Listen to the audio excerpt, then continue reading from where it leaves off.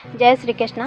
आज जानिबा कि श्रीमद् भगवद गीता आ भागवत कौन गोटे ना ए दुईटी अलग अलग ए दुईटी संपूर्ण अलग।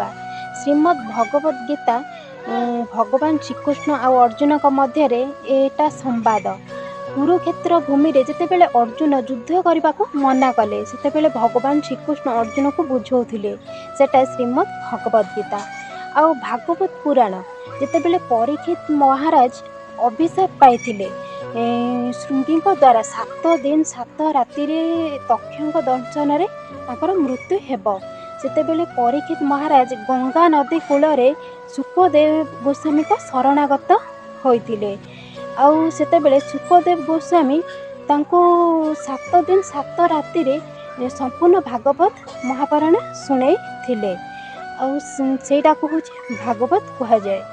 आउ श्रीमद् भगवद गीता रे 700 श्लोक रही 18टी अध्याय रही किंतु भागवत रे 18,000 श्लोक 12टी स्कंद 18टी खंड रही।